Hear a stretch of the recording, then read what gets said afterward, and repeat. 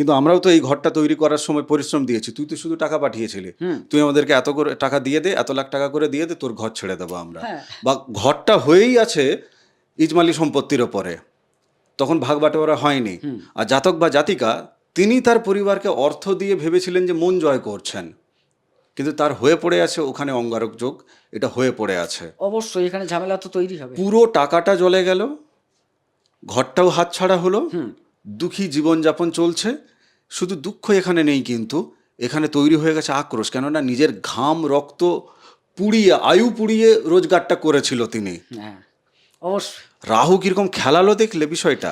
হ্যাঁ অবশ্যই, এই যে চতুর্থে তো প্রপার্টি সমস্যা আসবে।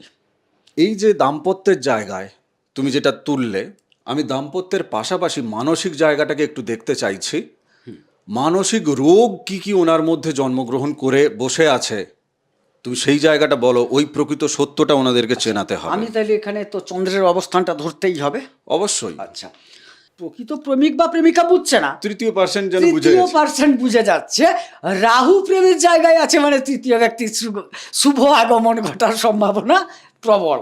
হ্যাঁ, মানে বেস্ট ফ্রেন্ড থেকে সেও আবার একবার প্রেমিকা হয়ে যাবে বা প্রেমিক হয়ে যাবে, আবার তার সাথেও ঝগড়া হবে, আরেকজন আবার বেস্ট ফ্রেন্ড থেকে আবার আগমন চলতে থাকবে। হ্যাঁ। মানে ধরা ছাড়া প্রতিযোগিতা এই চলছে। ধরা ছাড়া এ তো অতৃপ্তি আত্মা, অতৃপ্ত প্রেম। এ মনে হয় ভালো না, এ তো কিছুদিনের পর ভালো নয়। রাহু বলছে না ইয়ে ভালো নয়, এর চেয়ে সে ভালো। সমস্যাটা কোথায় হবে জানো তো? আজকের মূল এপিসোড শুরু করার আগে আপনাকে মা নর্মদার কৃপা আপনি কি করে পাবেন আপনাকে আমি জানাতে চাই। আপনি যদি প্রতিদিন ত্রিকাল এই নর্মদাষ্টকম পাঠ করেন, আপনি মায়ের কৃপা পাবেনই পাবেন। মায়ের কৃপা আপনার উপর বর্ষিত হবে। ফ্রি অফ কস্ট নর্মদাষ্টকম পাওয়ার জন্য হোয়াটসঅ্যাপে আপনি আমাকে লিখুন আপনার নাম এবং ঠিকানা দিয়ে, যে পিডিএফ বই চাই, আমি আপনাকে পাঠিয়ে দেবো সঙ্গে সঙ্গে। এই পিডিএফ বই আপনি প্রতিদিন 5 জনকে শেয়ার করুন। আর যারা নর্মদাষ্টকম পাঠ চক্রে অনলাইনের মাধ্যমে জয়েন করতে চান ফ্রি অফ কস্ট, তারাও আমাকে হোয়াটসঅ্যাপে লিখবেন। আসুন আজকের মূল এপিসোড শুরু করা যাক। নমস্কার, নর্মদে হার। শিবকন্যা মা নর্মদাকে প্রণাম জানিয়ে শুরু করছি আজকের এই এপিসোড। আজকের এপিসোডে আমরা কথা বলবো অঙ্গারক যোগ নিয়ে। এই যোগটাকে অনেকে ছন্নছাড়া যোগ নামেও আপনারা চেনেন। আজকের এই এপিসোডে সত্যের জায়গা থেকে আমরা আলোচনা করব। যা ভালো ফল পাবেন ভালো নিয়ে আলোচনা হবে, খারাপ পেলে খারাপ নিয়ে আলোচনা হবে। সত্য থেকে দূরে সরব না। বেকার মিথ্যে কথা বলে আপনাদেরকে লোভ দেখানো বা আপনারা ফোন করে যোগাযোগ করবেন সেই লোভের বশবর্তী হয়ে, সেই প্রয়াস আমি নেব না। কেননা আমার পাপের কর্মফল ও আপনি তো ভুগবেন না, আমাকেই ভুগতে হবে। গোবিন্দদা, আজকের এই এপিসোডে তোমাকে স্বাগত জানাই। নমস্কার সবাইকে। অঙ্গারক যোগ, মঙ্গল এবং রাহু একত্রে অঙ্গারক যোগ তৈরি করছে। হ্যাঁ, এই যে মঙ্গল এবং রাহু, এই দুজনের প্রকৃতি কেমন? উগ্র আর সাহসিকতা। কে উগ্র কে সাহসী? মঙ্গল হচ্ছে একটু উগ্র প্রকৃতির গ্রহ, আর রাহু সেখানে যোগান দেয় সাহসিকতাটা। আচ্ছা, এভাবেই এগিয়ে যায়। আবার উগ্রতাকে রাহু অনেক সময় ভ্রমিত করে। ক্যা বাত হ্যায়। উগ্রতাকে ভ্রমিত করছে। ভ্রমিত করে মানে ভ্রমমূলক উগ্রতা। মানে জাতক জাতিকা, এক্ষেত্রে আমরা মীন লগ্ন নিয়ে আলোচনা করছি। আচ্ছা, মীনের জাতক এবং জাতিকা তিনি যখন উগ্র হচ্ছেন, তো রাগের সময় তো ওই বলে না যে বুদ্ধি শূন্য অবস্থা হয়, বিবেক শূন্য অবস্থা হয়। হ্যাঁ। আর এই জায়গাটায় মঙ্গল এবং রাহু একত্রে বসে কি করছে, রাহু সেই যে বিবেকটা নষ্ট হলো আরও যেন নষ্ট করিয়ে দিল, আরও বিভ্রমের জায়গা তৈরি করে দিল। হ্যাঁ অবশ্যই। দেখো, বিভ্রম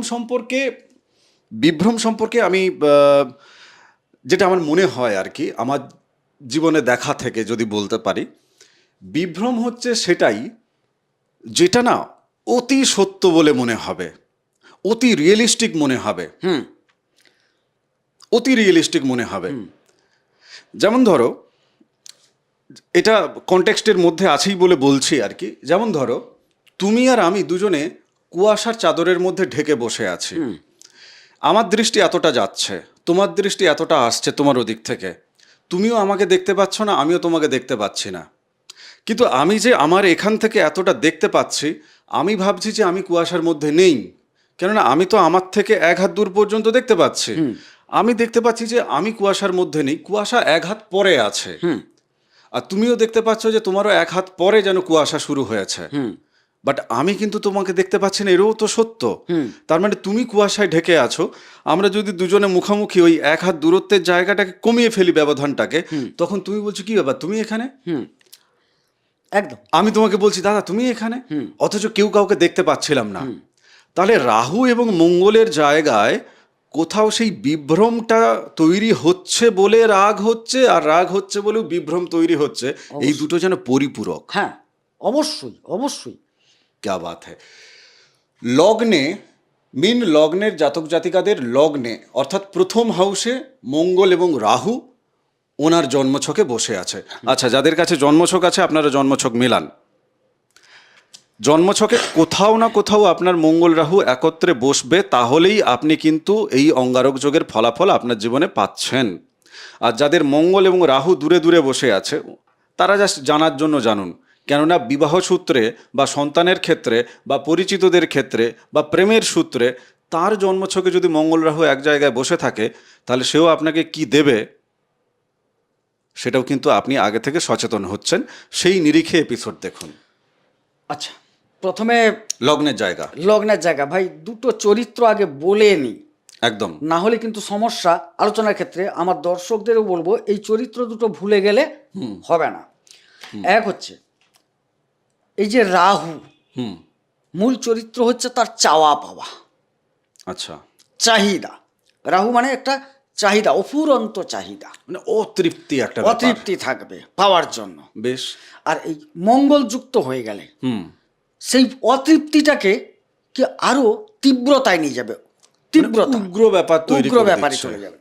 এবারে দৈহিকভাবে এখানে কি হবে, অঙ্গারক যোগ যদি তৈরি হয়, হ্যাঁ, যদি মানে আমরা হচ্ছে ধরে নিয়ে বলছি, হ্যাঁ, তাই আর যদি ব্যাস, টানো না। তাইলে হ্যাঁ। হচ্ছে এই জায়গায় একটা তীব্রতা বৃদ্ধি পাবে, হঠকারিতা বৃদ্ধি পাবে দৈহিক জায়গায়, দৈহিক জায়গায়, যে আমি পারবো, আমি পারি। এই যে বিভ্রম, তুমি পারবে কিনা সত্য জানো না, কিন্তু মনে হবে হ্যাঁ আমি পারবো না, তাইলে আমি যদি না পারি আর কে পারবে, এই যে বিভ্রম চলে আসবে, গিয়ে সেখানে ক্ষতিটা হবে এখানে। আচ্ছা, এখানে বৃহস্পতির ঘর, যদি বৃহস্পতি থেকে যান তাই তো আরো সমস্যা, গুরুচণ্ডালী দোষ।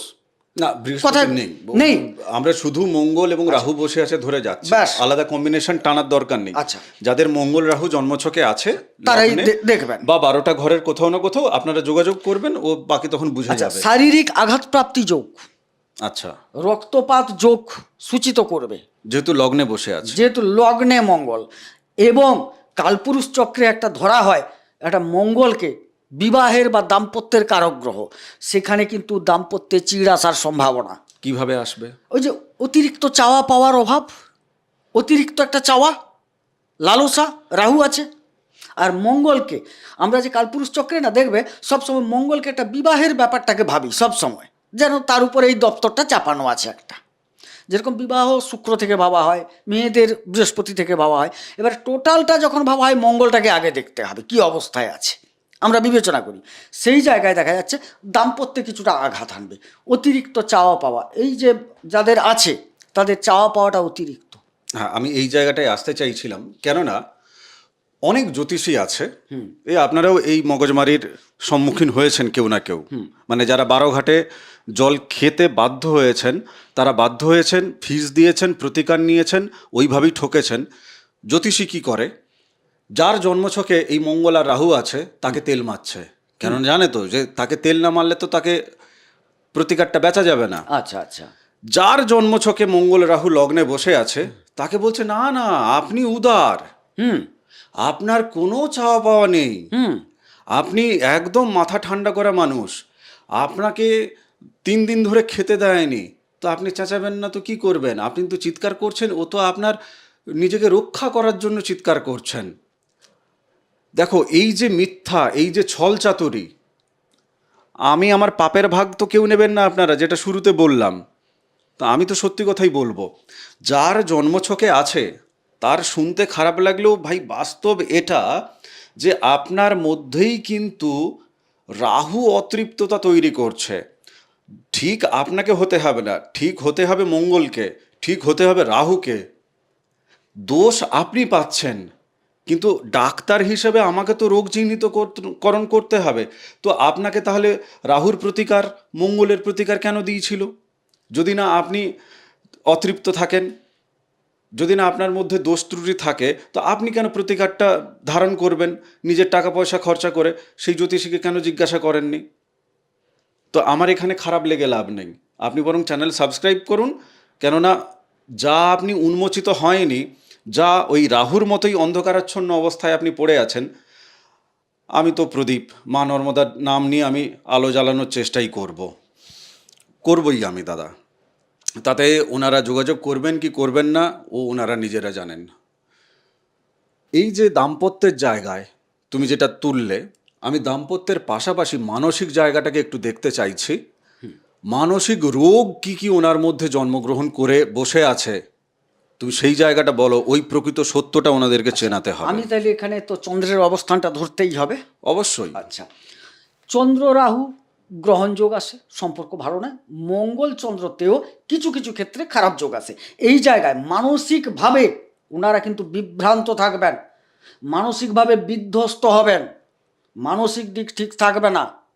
আবার এই জায়গাকে যদি ঠিকভাবে তিনি না পরিচালিত করেন, তাইলে খুব খারাপ যদি না বলি, মানসিক যে পীড়া, মাথা যন্ত্রণা থেকে শুরু করে উন্মাদ, এই পর্যায় পর্যন্ত আসতে পারে।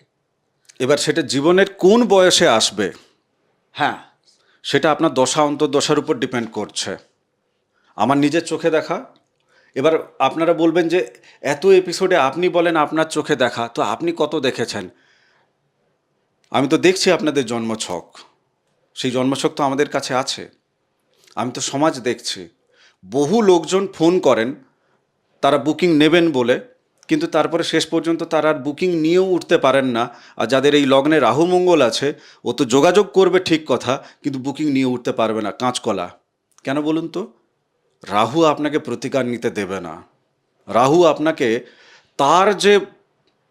তার যে কারকতা আপনার জীবনে কি কি ঘটাচ্ছে, সে তো সেখানেও বিভ্রম তৈরি করছে। না না, ও ভোগ করবে। ও রাহু এমন একটা গ্রহ, ভোগ বিলাসী গ্রহ, আগে বললাম না, সে সহজে তো সে তো ভোগটা তুলে নেবে না, সে তোমাকে ভোগ করতে চাইবে ভাই। একদম। এবারে তুমি যখন, সে বুঝতে পারছে, এ তো গ্রহ সন্নিবেশ তো আমাদের চারদিকে সব সময় আছে, সে বুঝতে পারছে যে এই তো এই জায়গায় যোগাযোগ করেছে, এবারে প্রতিকার নেবে মানে আমাকে সরাবে। আর সবচেয়ে বড় কথা কি জানো, আমার অভিজ্ঞতায় বলছি, কোন জায়গায় বাধা দেবে কোন জায়গায় বাধা দেবে না রাহু জানে। এমন কিছু জায়গা আছে যেখানে তোমাকে প্রতিকার, তুমি ধরো মনে করছো আমি নেব, সেখানে কিন্তু সে বাধা দিচ্ছে। আবার কোনো জায়গায় একদম বাধা দেবে না, কারণটা কি জানো তো? বলে ওটা তো নিলে কাজ হবে না, তো নিলে তো আমার কি যায় আসে। খেলা আছে ওইখানে। তুমি দেখবে আমাদের সাথে যারা যোগাযোগ করবেন, ম্যাক্সিমাম যদি একদিন ডিলে করে দেন, তার ভাবনা বেশ কিছুটা চেঞ্জ হয়ে যাবে। এখন আচ্ছা, এরপরে চলো আরেকটা অসাধারণ কম্বিনেশন দিই। বলো। যাদের পঞ্চম ঘরে মীন লগ্নের জাতক জাতিকা, পঞ্চম ঘর প্রেমের জায়গা, পঞ্চম ঘরের এই প্রেমের জায়গা থেকেই তোমার কাছে প্রশ্নটা আমি রাখছি। যাদের পঞ্চমে রাহু এবং মঙ্গল বসে আছে, আপনারা তো প্রেমিক প্রেমিকা আপনাদের জীবনে কাউকে না কাউকে পেয়েছেন। তার জন্ম তারিখগুলো একটু চেয়ে নিন না, আর যদি থাকে তাহলে একটু মিলিয়ে দেখে নিন। পঞ্চম ঘরে যার রাহু এবং মঙ্গল আছে, দেখুন যার আছে সে যে উৎপাত মাচাচ্ছে তার দোষ তা কিন্তু নয়, গ্রহ তাকে দিয়ে করাচ্ছে। আপনি একটা পাগল মানুষ যদি হয়, সেই পাগল মানুষটি যখন প্রথম দিন ডাক্তারখানায় নিয়ে যেতে হচ্ছে দড়ি ফড়ি দিয়ে বেঁধে, চারজন ধরে বেঁধে, তাহলে তাকে সেদিন পাগল বলা যায়। কিন্তু সেই পাগল যখন 6 মাস পর নিজেই ডাক্তারখানায় যাচ্ছে, নিজেই ওষুধ আনতে যাচ্ছে, সেদিন কি তাকে আর পাগল বলা যায়? হ্যাঁ, পাগলামি তার মধ্যে এখনও কিছু অবশিষ্ট থেকে গেছে, কিন্তু তখন তিনি সেই পূর্ণ উন্মাদ অবস্থায় আর নেই না, তখন তিনি অসুস্থতা, কিন্তু পাগলামির অসুস্থতা। তখন তো তিনি নিজের ওষুধ আনতে যাচ্ছেন, তখন তো তিনি নিজের ওষুধটা নিয়ে এসে আবার ঘরে এসে ছুঁড়ে ফেলে দেবে, এমন তো ব্যাপারটা নয়। না না না। পঞ্চমের জায়গায়, এই প্রেমের জায়গায় আপনি তাকে যতই ভালো বোঝান না কেন, সে বুঝবে না। যদিও আমি বলে ফেলছি, একটু তুমি বলো। পঞ্চমে মঙ্গল নিচস্থ, রাহু বসে আছে, তার একার খেলা খেলাচ্ছে। এবারে যেটা মঙ্গল করবে তাকে সে আরো বেশি প্রভাবিত করবে। একদম। তাইলে এবারে প্রেমের জায়গায় অমনি চন্দ্রমঙ্গলের যোগটা যে খুব একটা ভালো এখানে আসবে না, কারণ মঙ্গল নিচস্থ করে এটা। অতএব এই জায়গায় প্রেম কিন্তু টিকবে না, প্রেমের চাহিদাটা এমন বেড়ে যাবে না। আপনি মিলিয়ে নেবেন, উনাদের পার্টনার তার একরকম চাহিদা, উনাদের একরকম চাহিদা, চাহিদা হয়তো ফারাক আসতে পারে, কিন্তু চাহিদার জন্য ওনাদের মধ্যে এমন যে জিনিসটা তৈরি হবে, প্রেমটা ফাটলে পরিণত হবে, প্রেমে সাকসেস পাবেন না। এবং এখানে আরেকটা জিনিস হবে, বলো। যার লগ্ন ছকে রাহু এবং মঙ্গল আছে, যেটা আমি বলছিলাম, তার যে পার্টনার, তার তো রাহু মঙ্গল নাও থাকতে পারে। তার না থাকতে পারে। যার রাহু মঙ্গল আছে, ধরো তুমি প্রেমিক, তোমার প্রেমিকার রাহু মঙ্গল আছে জন্মছকে, তাহলে সেক্ষেত্রে তোমার প্রেমিকা যেহেতু আছে, তোমার প্রেমিকাকে তুমি যতই মানে ধর্মের কথা বলো, প্রেমের আদর্শের কথা বলো, সে তুমিও আছো তার জীবনে, আর সে আবার কান্নাকাটি করার জন্য তার চাহিদাগুলো বা তার ইচ্ছেগুলো, তার বিভ্রমটা যে বিভ্রম নয়, সেটাকে সে কিন্তু অন্য কারোর কাছ থেকে কিন্তু আবার সাপোর্ট খুঁজছে, এবং তোমাকে বোঝানোর জন্য খানিকটা, এবং সে নিজেকে সান্ত্বনা দেওয়ার জন্য খুঁজছে যে এ বুঝছে না, গোবিন্দবাবু বুঝছে না, কিন্তু ওদিকে পলাশ বুঝে গেছে, তো তার মানে আমি তো ঠিক আছি, তাই না? কথাটা কি জানো? হ্যাঁ। নিজের দোষে জাত খোয়ালাম, বাঁশির কি বা দোষ। এই আবার কোথা থেকে পেলে?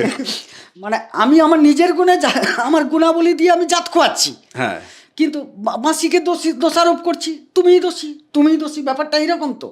আচ্ছা, আবার সে বুঝে নিচ্ছে, মানে ও বুঝছে না, প্রকৃত প্রেমিক বা প্রেমিকা বুঝছে না, তৃতীয় পার্সেন্ট যেন বুঝে তৃতীয় গেছে। পার্সেন্ট বুঝে যাচ্ছে।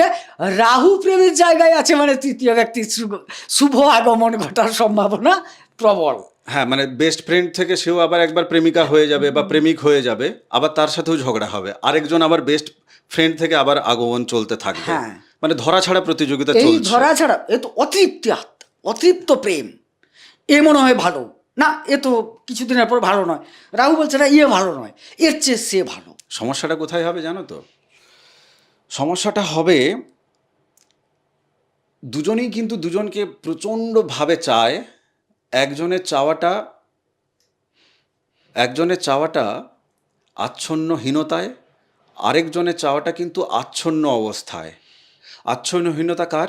যার রাহু মঙ্গল বসে আছে, সে নিজেতে আচ্ছন্ন, সে তার প্রেমিক বা প্রেমিকাতে ভালোবাসায় আচ্ছন্ন নয়, সমর্পিত নয়। একটা হাসির কথা বলি, হ্যাঁ, একটা কোট দুভাবে ব্যবহার করা যায়, ভালোতেও মন্দতেও। যেরকম আমাদের যে খুব যারা কাব্য রচনা করতেন তাদের, যে যেখানে দেখিবে ছাই উড়াইয়া দেখো তাই, পাইলেও পাইতে পারো অমূল্য রতন। তিনি কিসের জন্য লিখেছিলেন? জ্ঞানের ক্ষেত্র, ভালো কিছুর ক্ষেত্র।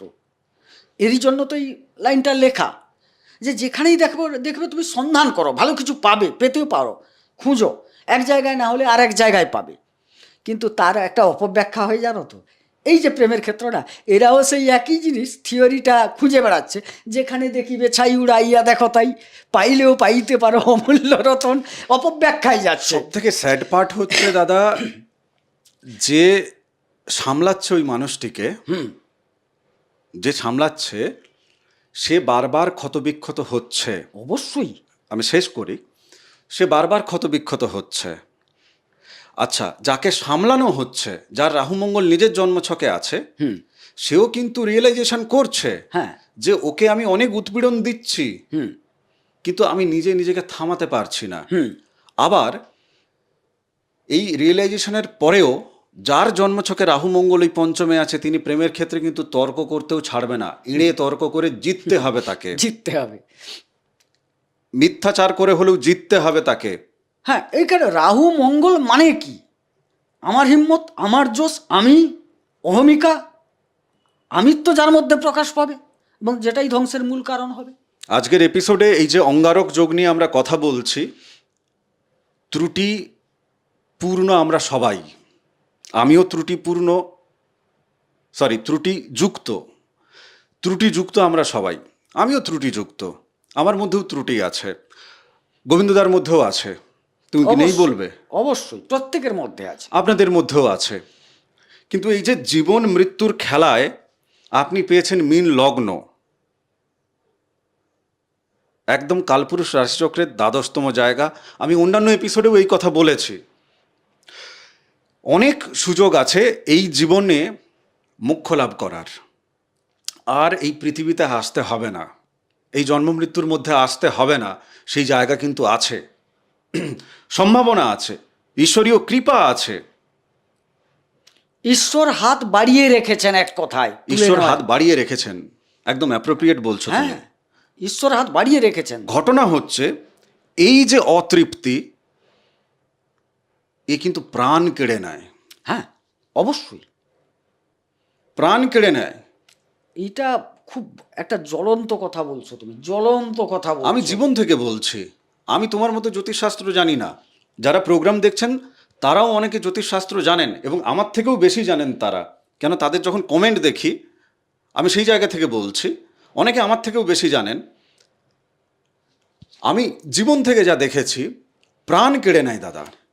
এই এই যদি কম্বিনেশন আসে, আমি বলে দিচ্ছি, এর সাথে যদি কিঞ্চিত শনির কানেকশন চলে আসে, আপনি দেখবেন এরা সুইসাইড অ্যাটেন্ডের দিকে এগিয়ে যায়। এ সমাধান কি? কুণ্ডলী বিচার করতে হবে ভাই। কারণ আমরা তো দুটো গ্রহকে নিয়ে আলোচনা করছি, বা একটা জায়গায় অবস্থান নিয়ে আলোচনা করছি।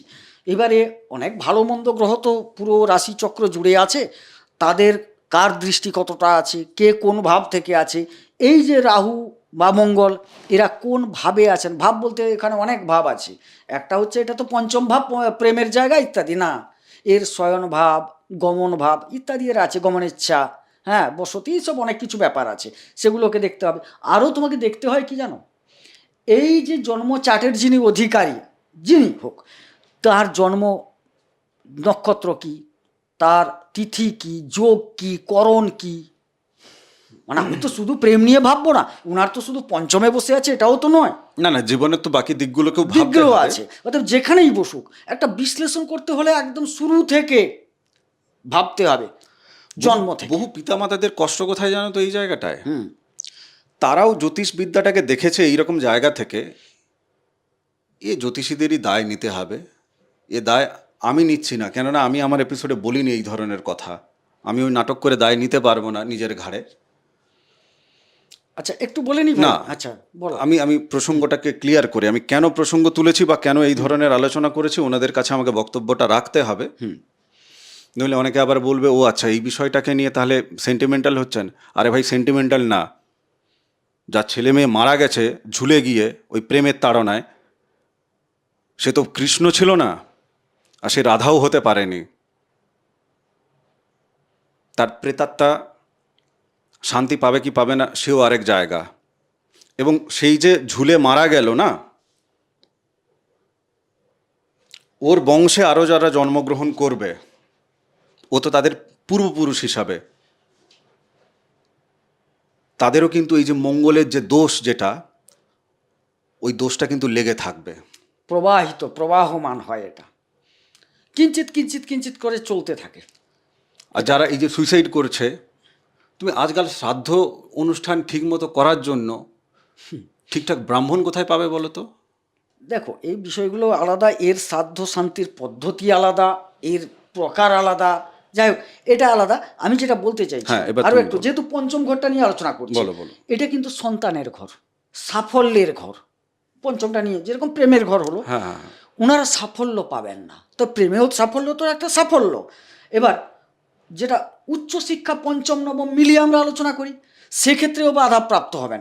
সর্বোপরি ওনাদের সন্তান উৎপাদনের যে ক্ষেত্রটা, সেখানে যে কোনো কারণে বিঘ্নতার কারণে সন্তান ধারণ করা বড় সমস্যা হবে। আরে কি করে করবে?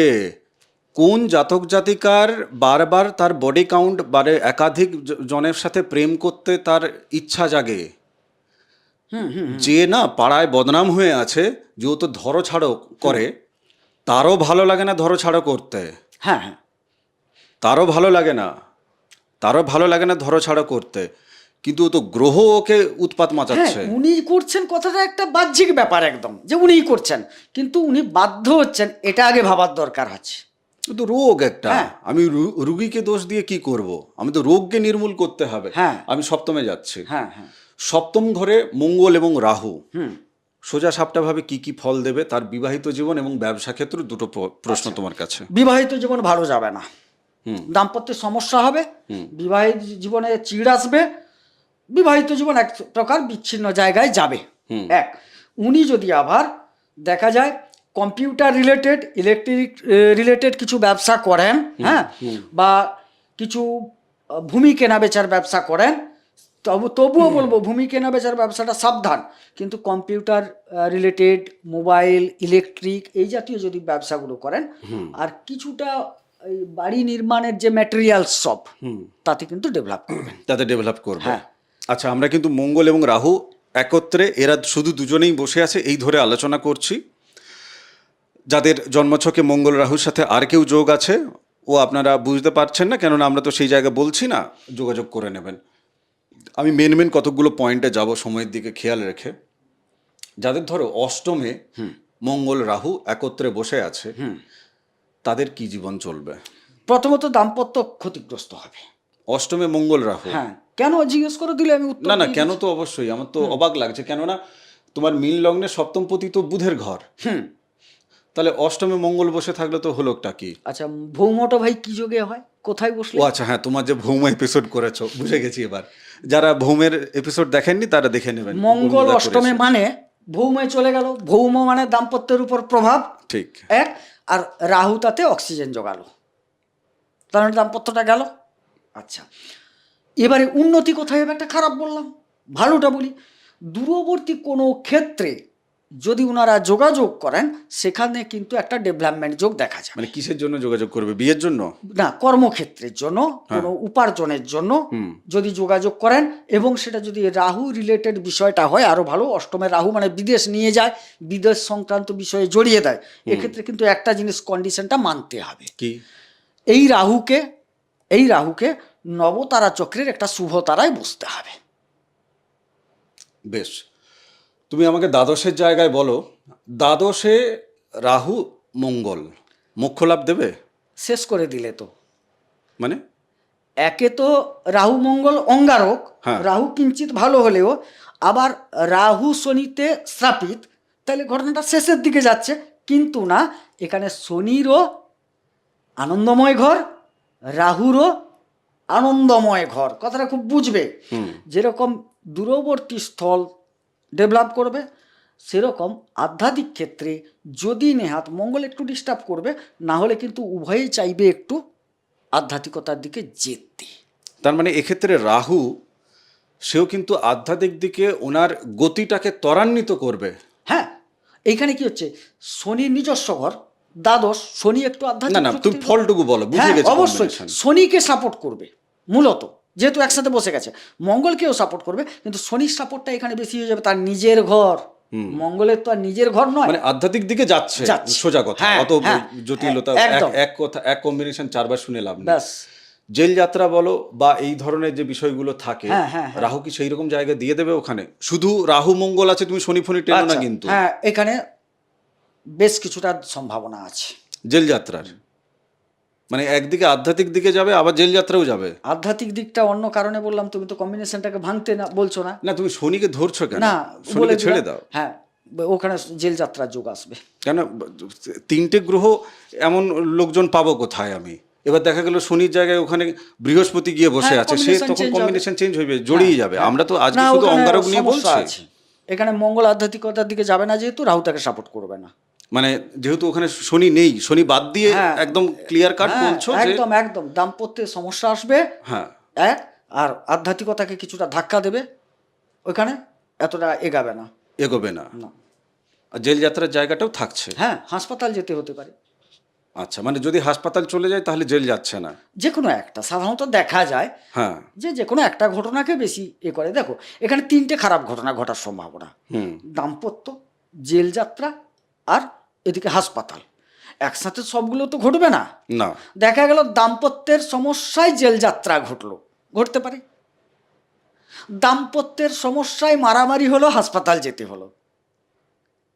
পরবর্তী ক্ষেত্রে এগুলো ভালো হয়ে এলো, তারপর আর একটা ঘটনা ঘটবে, একসাথে তো আর সবগুলো ঘটবে না। আচ্ছা, আমরা যে বিষয়গুলোকে নিয়ে আলোচনা করছি এর সমাধান করা যায়, সমাধান করা যায় না এমন কিছু নেই। মানে যেমন রোগ হলে ডাক্তারের কাছে যেতে হয়, রোগ দেওয়াও থাকে আর ডাক্তারও দেওয়া থাকে সমাজে, সেই রকমভাবে এগুলোর সমাধান করা যায়।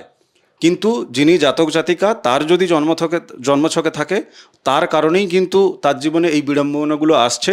এটা যদি তিনি মেনে নেন এবং এটা যদি তিনি শুনতে চান আমাদের কাছ থেকে, তাহলেই যোগাযোগ করবেন। আর যদি মিষ্টি মিষ্টি মিথ্যে কথা শোনার ইচ্ছে হয়, যোগাযোগ করার দরকার নেই।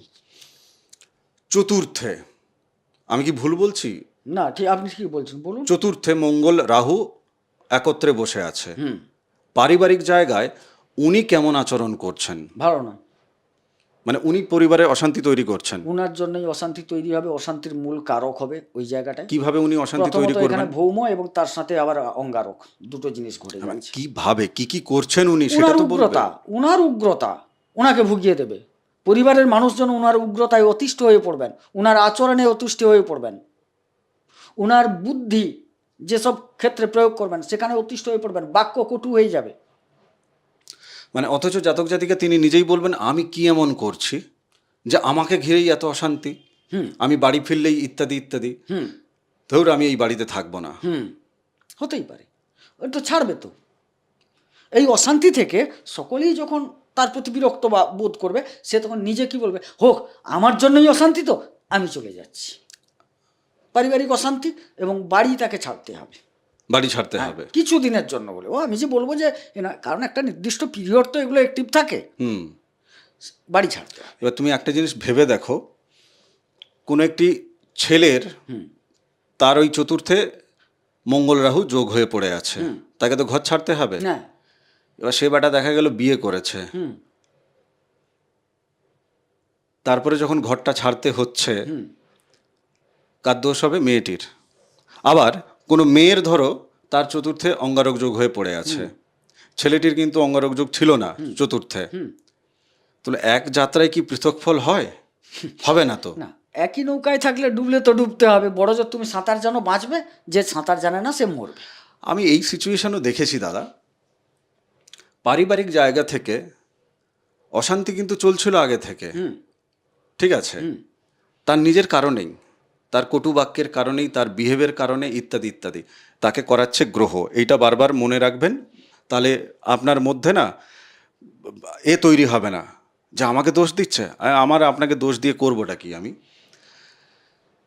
ঘটনা হচ্ছে যে তার পিতার যে জমি জায়গা, সে সেটার ভাগও পেল না। তার আগে সে তো বাইরে পালিয়ে গেছে কাজ করতে, সেখান থেকে কাজ ফাজ করে বাড়িতে টাকা পয়সা পাঠাচ্ছে, বাড়ির লোকজন কিন্তু তখন টাকা পয়সাগুলো গ্রহণ করছে, এদিকে ঘর বাড়ি তৈরি হয়ে গেল, ঠিক আছে। এবার সে যখন বাড়িতে ফিরে এসে থাকবে, এসছে 6 মাস থাকতে না থাকতে এমন অশান্তি, তাকে বাড়ির বাকিরা বলছে, ও তুই ঘরটা তৈরি করে দিয়েছিস বলে তুই এখন দাদাগিরি ফলাবি, তোর ঘর আমরা ছেড়ে দেবো, আমরা থাকবো না। কিন্তু আমরাও তো এই ঘরটা তৈরি করার সময় পরিশ্রম দিয়েছি, তুই তো শুধু টাকা পাঠিয়েছিলি, তুই আমাদেরকে এত করে টাকা দিয়ে দে, এত লাখ টাকা করে দিয়ে দে, তোর ঘর ছেড়ে দেবো আমরা। বা ঘরটা হয়েই আছে ইজমালি সম্পত্তির ওপরে, তখন ভাগ বাটোয়ারা হয়নি। আর জাতক বা জাতিকা তিনি তার পরিবারকে অর্থ দিয়ে ভেবেছিলেন যে মন জয় করছেন, কিন্তু তার হয়ে পড়ে আছে ওখানে অঙ্গারক যোগ, এটা হয়ে পড়ে আছে। অবশ্যই এখানে ঝামেলা তো তৈরি হবে। পুরো টাকাটা জ্বলে গেল, ঘরটাও হাতছাড়া হলো, দুঃখী জীবনযাপন চলছে। শুধু দুঃখ এখানে নেই, কিন্তু এখানে তৈরি হয়ে গেছে আক্রোশ, কেননা নিজের ঘাম রক্ত পুড়িয়ে, আয়ু পুড়িয়ে রোজগারটা করেছিল তিনি। হ্যাঁ অবশ্যই। রাহু কিরকম খেলালো দেখলে বিষয়টা।